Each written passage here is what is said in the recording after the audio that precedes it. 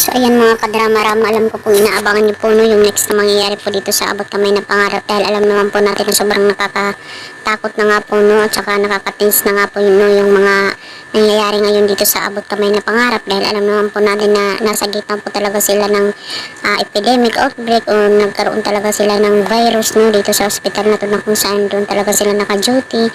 So talagang alam naman po natin mga kadrama ngayon na talagang yung mga tao doon sa hospital na yun ina-lockdown nga po no, tapos marami yung nangyari, namatay si Michael, namatay si Doc Yola, tapos talaga itong babae na to, dahil nga po sa naka-enkwentro nga po niya itong isang nurse na kaibigan ni Annalyn, ay talagang nagiganti nga po ito no, dito talaga sa nurse na to na kaibigan ni Annalyn. So yung nangyari ay talagang sa paghihiganti niya, nilagyan niya ng yung kanyo niya or yung handkerchief niya ng parang dugo ata yun, tapos na kung saan yun ang naging dahilan ng mabilis na pagkalat talaga ng virus no, dito sa loob ng hospital, na kung saan imbis na hindi dapat ganun nangyari, yun ang nangyari. So ngayon itong babae na to, yung nurse na to doon sa hospital na kung saan naka-duty yung kaibigan ni Annalyn at saka sila Annalyn, ay talagang pag magbabayad talaga siya, magbabayarin talaga siya sa kanyang nagawang aksyon na hindi talaga niya inisip muna bago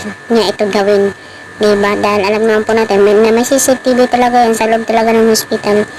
Tapos kinulong pa niya yung kaibigan ni Annalyn na nurse, which is wala naman po talaga siyang karapatan, diba? Kasi kahit nga yung test hindi naman po nakita sa kanya, tapos wala naman po talaga siyang symptoms na nag-uubo-ubo siya, diba? So alam naman po natin na pagbabayaran talaga niya yun. Kasi dapat mga kadrama no, bago talaga tayo gumawa ng action, pag-isipan muna natin kung makakabuti ba to sa ibang tao, makakasakit ba to, diba?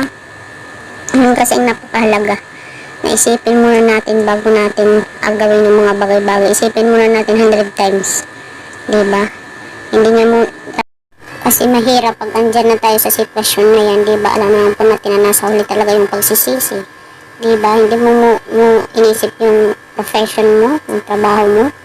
Talagang inisip mo lang ba yung nararamdaman mo dahil nasaktan ka sa isang tao na yan? Gusto mong mag-revenge, gusto mong maghiganti, which is hindi naman talaga dapat. Ang turo talaga ng Panginoon, revenge is mine, I will repay, diba?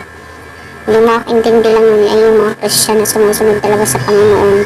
Pero pag wala ka talagang relasyon sa Panginoon, hindi mo talaga magagawa yun. Kundi maghihiganti ka talaga dahil sa galit na nararamdaman mo sa iyong puso no? Tsaka sa iyong isipan. Kaya mga kadrama, huwag tayong bigla ang gagawa ng mga bagay na alam naman natin na makakasama talaga ito sa bandang huli, diba? Pag-isipan po muna natin yung mga bagay-bagay na gagawin natin. So talagang pagbabayaran niya ito, tapos pwede pa nga po talaga siyang makulong din no? Kung talagang grabe yung reklamo talaga ng nurse na ito na kaibigan ni Annalyn.